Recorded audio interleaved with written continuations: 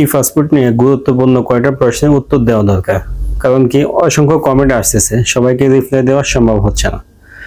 এখন আমরা ই পাসপোর্ট করতে গেলে তথ্য এবং কি বর্তমান পাসপোর্ট অর্থাৎ বর্তমানে এনআইডি নিবন্ধন এবং কি হাতে থাকা পাসপোর্ট এগুলো নিয়ে ঝামেলা পড়ে যায়। কয়েক মাস আগেও কিন্তু একটু সংশোধন হলে আপনারা পাসপোর্ট করতে পারছেন, এখন কিন্তু আবেদন গ্রহণ করতেছে না, ফিঙ্গার নিতেছে না। অনেকে সিস্টেমে কনসুলেট টিম যখন যায়, বেশি ভিড় থাকে, সেখানে যাচাই বাছাই করে ওনারা এতটা সময় পায় না। ওনারা কি করে, অর্থাৎ কিছু লোকে ভুল তথ্য দিয়ে ফিঙ্গার দিয়ে চলে আসে। ওনারা মনে করে যে আমার পাসপোর্টে হয়ে যাবে। আসলে আপনি যদি ভুল তথ্য দেন, অর্থাৎ আপনার বর্তমান পাসপোর্টের সাথে নিবন্ধন অথবা এনআইডি মিল না করে আপনি আবেদন করেন, এটা যখন কনসুলেটে যাবে, পাসপোর্ট প্রসেসিং এ যাবে, তখন কিন্তু বাতিল করে দিবে। অনেকের মোবাইলে মেসেজ আসছে, আমাদের সাথে কথা হয়েছে। এই কারণে আবেদন করার আগে আপনি এই প্রশ্নগুলো মাথায় রাখবেন, সব ঠিক আছে কিনা ওইটা বুঝে এরপরে আপনি আবেদন করবেন। প্রথম কথা হচ্ছে এমআরপি পাসপোর্ট। এখন আপনার যে এমআরপি পাসপোর্ট আছে, এটার সাথে যদি নামের কোনো কিছু কম বেশি হয়, মিল না থাকে, হইতে পারে আপনার পাসপোর্টে মোহাম্মদ আছে আর নিবন্ধন বা এনআইডিতে শুধু এমডি আছে, এই ধরনের সমস্যা কিন্তু অনেক বেশি। এরকম যদি হয়, আপনার পাসপোর্টে আবেদন গ্রহণ করবে না। আপনাকে হয় নিবন্ধনটা ঠিক করতে হবে, বর্তমান পাসপোর্টের মতো করতে হবে, এরপর আবেদন করতে হবে। না হলে যতই চেষ্টা করেন এই পাসপোর্টে আপনি করতে পারবেন না। এখন আপনি প্রশ্ন করতে পারেন, ভাই মোহাম্মদ আর এমডি ঘুরে ফিরে তো একই, তো আমার পাসপোর্টটা করে দিলে কি সমস্যা? এটা আপনি আমাদের মতো কাউকে জিজ্ঞেস করে লাভ নেই, এটা বাংলাদেশ সরকারকে আপনি জিজ্ঞেস করলে হয়তোবা প্রশ্নের উত্তর আপনি পেতে পারেন। ওনারা যে নিয়ম চালু করছে, যেভাবে কাজ করতেছে, আমরা শুধু এটাই আপনাদেরকে জানাই দেওয়ার চেষ্টা করতেছি। আপনার নামে, আপনার মা বাবার নামে যদি কোনো ধরনের ভুল হয়, আপনার জন্ম তারিখে কোনো ধরনের ভুল হয়, অর্থাৎ বর্তমান পাসপোর্টের সাথে আবেদনের যে তথ্য সেখানে মিল কোনো একটু যদি পার্থক্য হয়, আপনার আবেদন গ্রহণ করা হবে না। এই বিষয়টা অবশ্যই মাথায় রাখবেন। এখন এটা সমাধান কি? সমাধান একটাই, আপনাকে একটা নিবন্ধন করতে হবে। নিবন্ধনটা বর্তমান পাসপোর্টের সাথে মিল করে নতুন করেন বা আগেরটা সংশোধন করেন, বর্তমান পাসপোর্টের সাথে মিল করে অনলাইন করে এরপরে আবেদন করতে হবে। এছাড়া কোনো বিকল্প সিস্টেম নাই, এটাই একমাত্র সিস্টেম। আশা করি আপনারা বুঝতে পারছেন। এখন নিবন্ধন সংশোধন করলে অনেকে প্রশ্ন করছেন, ভাই আমার এনআইডি পরে কি হবে? এনআইডি তো আর নিবন্ধন একটা, এনআইডি আর একটা, দুই রকম তথ্য হইলো, আমি এখন কি করব? পরবর্তীতে কি হবে সেটা পরে কথা। আপাতত আপনি নিবন্ধনটা সংশোধন করে ই পাসপোর্টটা করে নেবেন। পরবর্তীতে দরকার হলে আপনি কি করবেন, নিবন্ধন আর এনআইডি একরকম রাখবেন, পাসপোর্টটা একরকম রাখবেন। এনআইডি ই পাসপোর্টটা, এই পাসপোর্ট একবার হয়ে গেলে 10 বছরের জন্য, 10 বছর পরে কি হয় সেটা পরে কথা। এই 10 বছর আপনি রিল্যাক্স থাকতে পারবেন। এ কারণে বলি, কোনো রকমে নিবন্ধনটা সংশোধন করে ই পাসপোর্টটা আপনারা করে নেন। এরপর এটা পরে দেখা যাবে, যে কোনো সিস্টেমে বাংলাদেশের সবকিছু সম্ভব। পরবর্তীতে আপনার ডকুমেন্ট সবগুলো আপনি একরকম করে রাখতে পারবেন। আর এমন না যে আপনি সবসময় বিদেশে থাকবেন। বিদেশে না থাকলে আপনার পাসপোর্টটা কিন্তু এত বেশি জরুরি হবে না। শুধু আমরা থাকি বিদায় আমাদের পাসপোর্টের দরকার হয়। তো কি সিস্টেমে করবেন, তথ্য যাদের মিল নাই, সমস্যা আছে, তারা বুঝতে পারছেন। এখন আরেকটা প্রশ্ন বেশি আসে, সেটা হলো ফিঙ্গার দেওয়ার বিষয়। আবেদন করছি আজকে, আমি আবেদন করার পরে ফিঙ্গার ডেট পাইছি জুলাই আগস্টে। এখন কনসুলেট টিম আমার এলাকায় আসবে, আমি কি ফিঙ্গার দিতে পারবো কিনা? অবশ্যই ফিঙ্গার দিতে পারবেন। আপনার যদি 3 মাস পরে ফিঙ্গার ডেট হয়, তারপরেও কনসুলেট টিমের কাছে আপনি আবেদন করার পরের দিনই ফিঙ্গার দিতে পারবেন। তো এই অ্যাপয়েন্টমেন্ট ডেটটা, অর্থাৎ ফিঙ্গারের ডেটটা কেন আমরা এতদিন পরে পাই, বা ওইটা কখন কাজে লাগবে? ফিঙ্গারের ডেটটা কাজে লাগবে আপনি সরাসরি রিয়াদ এম্বাসি অথবা জেদ্দা কনসুলেটে যখন যাবেন, তখন অ্যাপয়েন্টমেন্ট ডেট অনুযায়ী সে আপনার ফিঙ্গার নেবে, এর বাইরে ফিঙ্গার নেবে না।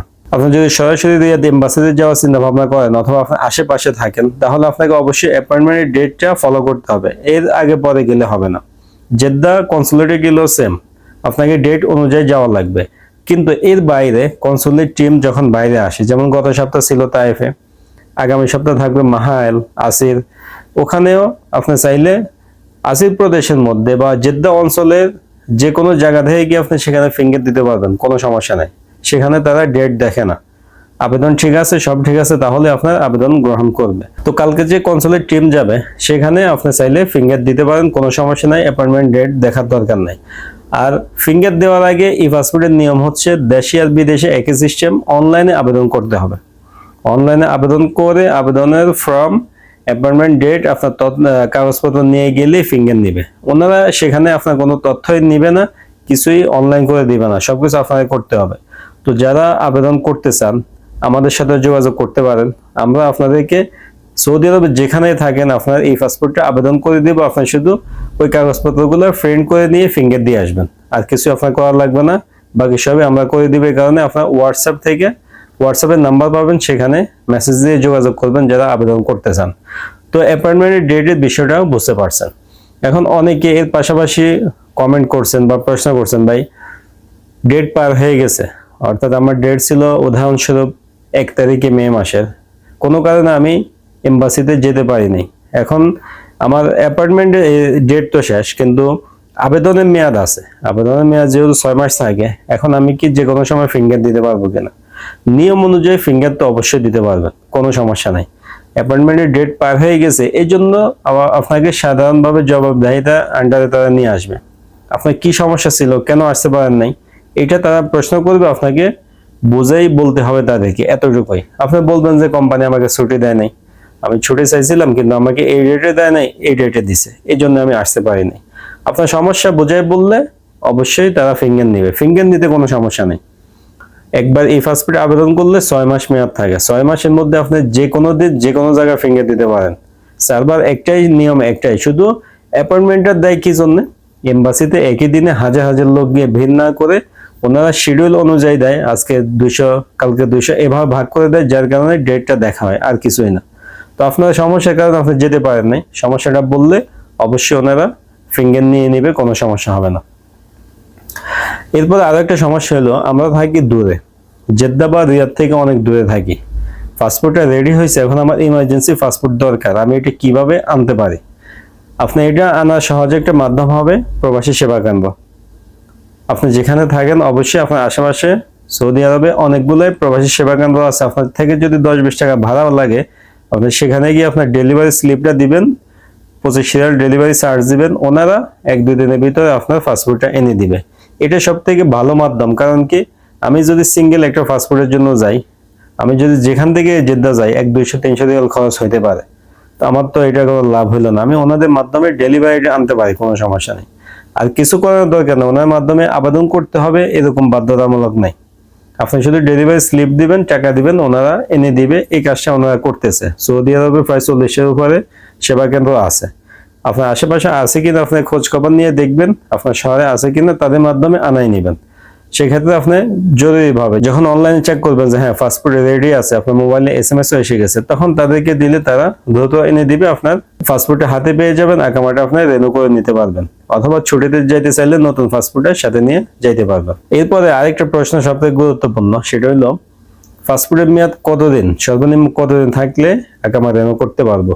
এটা নিয়ে আলাদা একটা ভিডিও আছে, ওই ভিডিওটাও দেখতে পারেন। এই ভিডিওতে হালকাভাবে ধারণা দিতে চাই, পাসপোর্টের মেয়াদ আপসিরে এক্সপায়ার না শো করলে হয়েছে, অর্থাৎ আপসিরে এখনো এক্সপায়ার দেখা যাইতেছে না, 1, 2 দিন 3 দিন মেয়াদ আছে, এরকম অবস্থায় আপনি চাইলে আকামা রেনু করতে পারবেন, কোনো সমস্যা নেই।